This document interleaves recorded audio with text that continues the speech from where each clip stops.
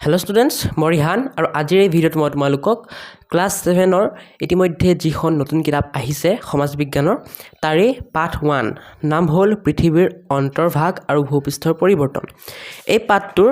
আজি অনুশীলনী 1 আৰু অনুশীলনী 2 এই পাঠটোত দুটা অনুশীলনীয়ে আছে। এই দুটা অনুশীলনীৰে আজি সকলো প্ৰশ্ন উত্তৰ তোমালোকক মই দিম আৰু একেবাৰে সহজ সৰল ভাষাত সৰুকৈ যিমান পাৰো লিখি আনিছোঁ মই যাতে তোমালোকে ইজিলি পৰীক্ষাত মাৰ্ক স্ক'ৰ কৰিব পাৰা। মই কৈ দিম তোমালোকৰ কোনবোৰ পৰীক্ষাৰ বাবে বহুত ইম্পৰ্টেণ্ট আৰু কোনবোৰ ইমান ইম্পৰ্টেণ্ট নহয় যাতে তোমালোকে ইম্পৰ্টেণ্টবোৰ প্ৰথমে পঢ়িব পাৰা। তোমালোকে যদি মোৰ পৰা অনলাইন পঢ়িব বিচাৰা, তোমালোকক যদি তোমালোকৰ সকলো ছাবজেক্টৰ সকলো চেপ্টাৰৰ MCQ বা মাজৰ কুৱেশ্যনৰ নোটছ লাগে তেন্তে সেইবোৰ ক'ত পাবা, কেনেকৈ পাবা মই তোমালোকক কৈ দিম এই ভিডিঅ'টোৰ মাজতে। ভিডিঅ'টো চাই থাকা, ঠিক আছে।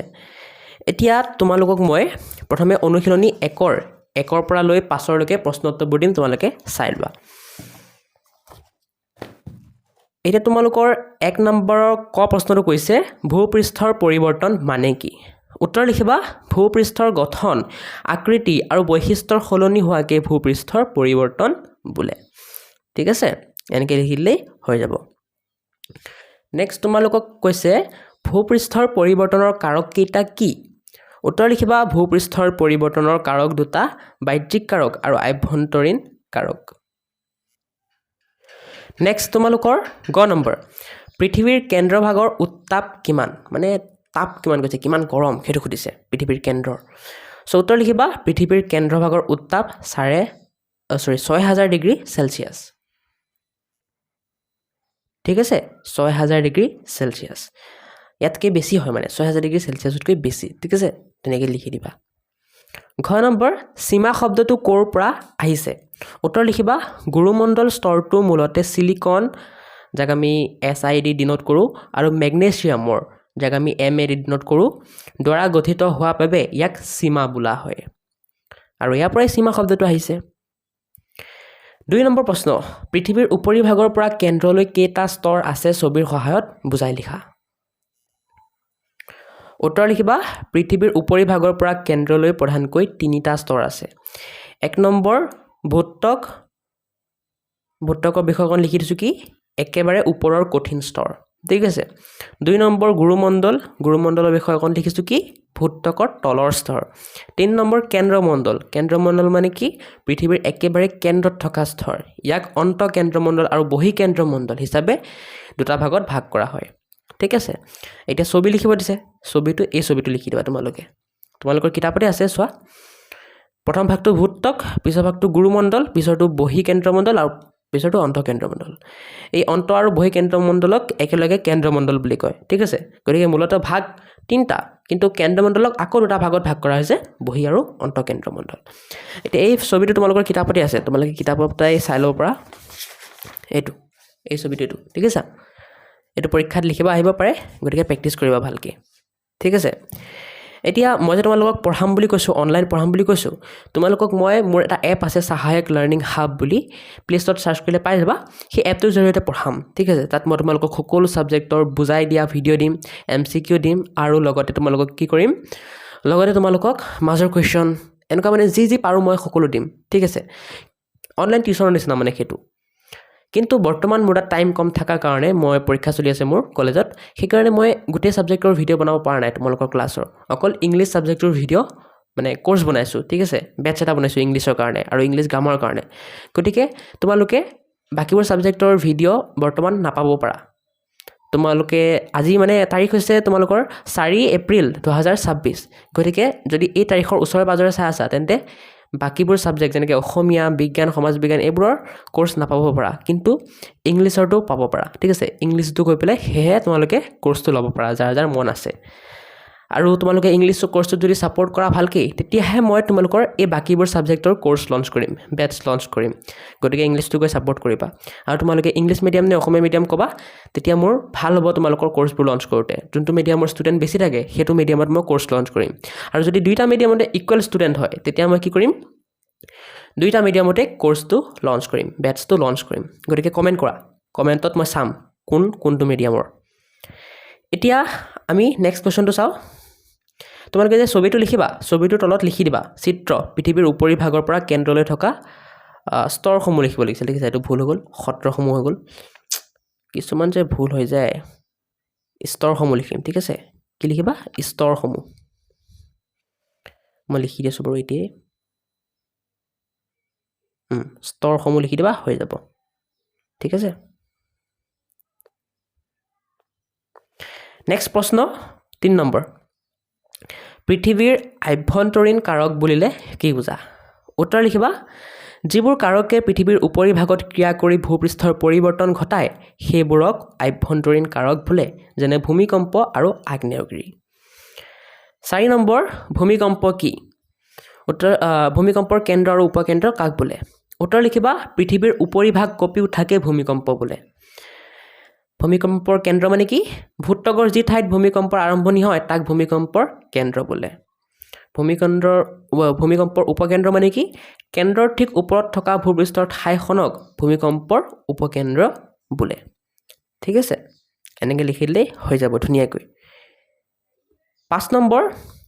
আগ্নেয়গিৰি উদগিৰণ বুলিলে কি বুজা উত্তৰ লিখিবা ভূ আন্দোলনৰ ফলত ভূত্বকৰ কোনো ফাকেদি ভিতৰৰ গৰম গলিত পদাৰ্থ ধোঁৱা ছাই আদি বেগেৰে বাহিৰ ওলাই অহাকে আগ্নেয়গিৰি উদগিৰণ বোলে ভূ আন্দোলন মানে বুজি পাইছা ভূ আন্দোলন মানে পৃথিৱীৰ তলত যি পদাৰ্থ আছে সেইবোৰ যি লৰচৰ কৰি আছে সেইটো কি বুলি কওঁ আমি ভূ আন্দোলন বুলি কওঁ ঠিক আছে আশা কৰোঁ অনুশীলনী 1 নম্বৰটো তোমালোকে গোটেইখিনি কৰিলা অনুশীলনী 1ৰ পৰা 5লৈকে মই গোটেইখিনি দি দিছোঁ আৰু তোমালোকৰ এই গোটেইখিনিয়ে ইম্পৰ্টেণ্ট কিন্তু ভেৰি ভেৰি ইম্পৰ্টেণ্ট কোনবোৰ জানা ভেৰি ভেৰি ইম্পৰ্টেণ্ট হ'ল তোমালোকৰ এইটো ভূপৃষ্ঠৰ পৰিৱৰ্তনৰ কাৰক কেইটা কি কি এইটো বহুত ইম্পৰ্টেণ্ট ঠিক আছে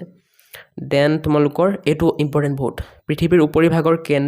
উপৰিভাগৰ পৰা কেন্দ্ৰলৈ কেইটা স্তৰ আছে ছবিৰ সহায়ত বুজাই লিখা এইটো বহুত ইম্পৰ্টেণ্ট দেন তোমালোকৰ ভূমিকম্প কি ভূমিকম্পৰ কেন্দ্ৰ আৰু উপকেন্দ্ৰ কাক বোলে এইটো বহুত ইম্পৰ্টেণ্ট পাৰিলে গোটেইকেইটাই চাবা কিন্তু এইকেইটা বেছিকৈ চাবা যোনবোৰ মই বেছি ইম্পৰ্টেণ্ট বুলি কৈছোঁ ঠিক আছে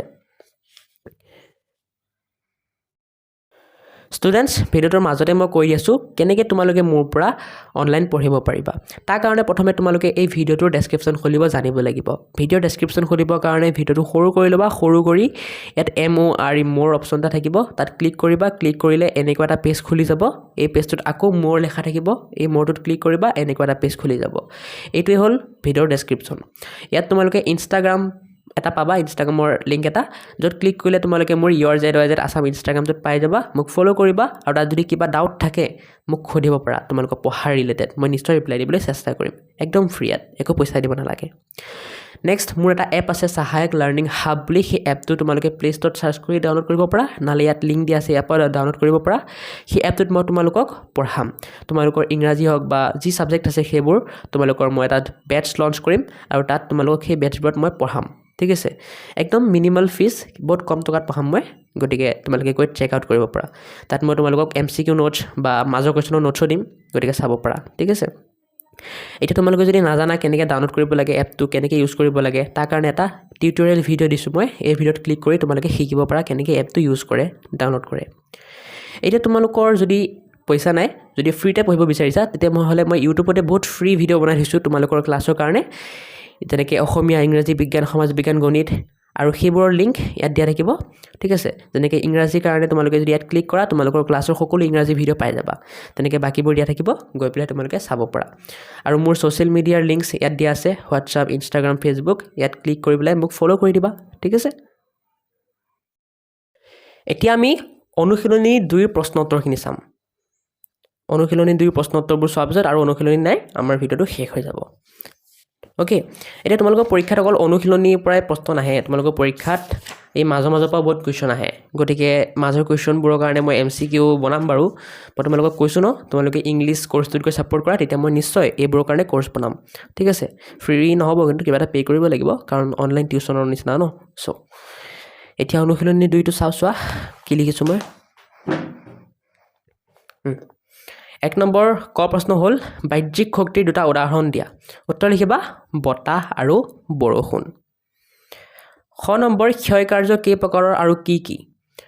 উত্তৰ লিখিবা ক্ষয় কাৰ্য 2 প্ৰকাৰৰ বিচূৰ্ণী ভৱন আৰু ক্ষয়ী ভৱন গ নম্বৰ অৱক্ষেপণ বুলিলে কি বুজা উত্তৰ লিখিবা বতাহ পানী আদিয়ে কঢ়িয়াই অনা শিল বালি আদি কোনো ঠাইত জমা কৰা কাৰ্যকে অৱক্ষেপণ বোলে ঘ নম্বৰ বালিয়ৰি কেই প্ৰকাৰৰ আৰু কি উত্তৰ লিখিবা বালিয়ৰি প্ৰধানকৈ দুই প্ৰকাৰৰ অনুদৈৰ্ঘ্য বালিয়ৰি আৰু অনুপ্ৰস্থ বালিয়ৰি 2 নম্বৰ সৌৰশক্তি কিদৰে ক্ষয়জাত পৰ্বতৰ সৃষ্টি কৰিব পাৰে উত্তৰ লিখিবা সূৰ্যৰ তপত ঠিক আছে সূৰ্যৰ তপত পৰ্বতৰ শিলাস্তৰত ফাট মেলে বহু বছৰ ধৰি এনেদৰে শিলাখণ্ডবোৰ ভাঙি চিঙি ক্ষয় যোৱাৰ ফলত ওখ ভূমিবোৰ ক্ষয়জাত পৰ্বতত পৰিণত হয় গতিকে এনেকৈ লিখিলেই হৈ যাব 3 নম্বৰ হিমবাহৰ সৃষ্টি কেনেকৈ হয় উত্তৰ লিখিবা উচ্চ পাৰ্বত্য অঞ্চলত জমা হৈ থকা বৰফবোৰ ওপৰৰ স্তৰৰ হেঁচা আৰু মধ্যাকৰ্ষণ শক্তিৰ ফলত যেতিয়া নদীৰ দৰে তললৈ নামি আহে তেতিয়া হিমবাহৰ সৃষ্টি হয় ঠিক আছে হিমবাহ মানে কি জানা বৰফৰ নদী সিম্পল অৰ্থত বুজি লোৱা হিমবাহ মানে কি বৰফৰ নদী ওকে সো 3 নম্বৰটো হৈ গ'ল 4 নম্বৰটো কি কৈছে আমাক সাগৰৰ ঢৌৱে কেনেকৈ উপকূল ভূমিৰ পৰিৱৰ্তন সাধন কৰে আমাক লিখিব দিছে উত্তৰ লিখিবা সাগৰৰ ঢৌৱে উপকূল অঞ্চলত কি কৰে বাৰে বাৰে খুন্দিয়ায় হয় পুৰা অতি দ্ৰুতভাৱে খুন্দিয়ায় আৰু কি কৰে ক্ষয় কাৰ্য চলায় বাৰে বাৰে যদি পানীখিনি আহি পেলাই মাটিত খুন্দা লাগে তেতিয়া কি হ'ব মাটিখিনি ক্ষয় যাব আৰু বিভিন্ন ভূ অৱয়ব সৃষ্টি কৰি উপকূল ভূমিৰ পৰিৱৰ্তন সাধন কৰে বা ঘটায় আৰু সেই মাটিখিনি ক্ষয় যোৱাৰ ফলত কি হ'ব বেলেগ বেলেগ ধৰণৰ ভূ অৱয়ব সৃষ্টি হ'ব আৰু এনেকৈ উপকূল ভূমিৰ পৰিৱৰ্তন ঘটায় কোনে সাগৰৰ ঢৌৱে ওকে তোমালোকে চাই লিখি ল'বা এতিয়া মই যদি তোমালোকক কওঁ ইম্পৰ্টেণ্ট কি হয় এইবোৰৰ মাজত তো মই প্ৰথমেতো ক'ম গোটেইকেইটা ইম্পৰ্টেণ্ট গোটেইকেইটাই পৰীক্ষাত আহিব পাৰে কিন্তু মষ্ট ইম্পৰ্টেণ্ট কোনবোৰ জানা এইটো মষ্ট ইম্পৰ্টেণ্ট 1 নম্বৰ কটো বাহ্যিক শক্তিৰ দুটা উদাহৰণ দিয়া এইটো নোচোৱাকৈ নাযাবাই ঠিক আছে খটো বহুত ইম্পৰ্টেণ্ট ক্ষয় কাৰ্য কেই প্ৰকাৰ আৰু কি এইটো বহুত ইম্পৰ্টেণ্ট এই দুটা সৰু হয় আৰু ইম্পৰ্টেণ্ট হয় চাই যাবা দেন ঘটো ইম্পৰ্টেণ্ট বালিয়ৰি কেই প্ৰকাৰ আৰু কি এইটো বহুত ইম্পৰ্টেণ্ট গতিকে এই তিনিটাটো চাই যাবাই 3 নম্বৰ হিমবাহৰ সৃষ্টি কেনেকৈ হয় এইটো ইম্পৰ্টেণ্ট বহুত ইম্পৰ্টেণ্ট আহিব গোটেইকেইটাই কিন্তু মষ্ট ইম্পৰ্টেণ্ট ক খ ঘ আৰু 3 নম্বৰ চাই যাবাই সো হৈ গ'ল তোমালোকৰ এইটো চেপ্টাৰ খতম নেক্সট ভিডিঅ'ত মই তোমালোকক ইয়াৰ পিছৰ চেপ্টাৰটো পাঠ 2 নাম কি বতৰ জলবায়ু আৰু ঋতু পৰিৱৰ্তন এই পাঠটোৰ সকলো অনুশীলনীৰ প্ৰশ্ন উত্তৰবোৰ দিম গতিকে তোমালোকে চেনেলটো ছাবস্ক্ৰাইব কৰি থবা আৰু কমেণ্ট কৰা যাক সোনকালে লাগে এনেতো মই দিমেই কিন্তু যাক এই চেপ্টাৰটো সোনকালে লাগে কমেণ্ট কৰা যিমান বেছি কমেণ্ট আহিব সিমান সোনকালে মই দিবলৈ চেষ্টা কৰিম ঠিক আছে আৰু আজি ভিডিঅ'টো কেনেকুৱা লাগিল মোক কমেণ্ট কৰি ক'বা ভাল লাগিলে এটা হাৰ্ট দি দিবা আৰু চেনেলটো ছাবস্ক্ৰাইব কৰিবা ভিডিঅ'টো লাইক কৰিবা তোমালোকে লাইক কমেণ্ট শ্বেয়াৰ ছাবস্ক্ৰাইব কৰিলে মোৰ ভাল লাগে আৰু তোমালোকৰ কাৰণে এনেকুৱা ভিডিঅ' বনাবলৈ মন যায় সো কিপ ৱাচিং বাই বাই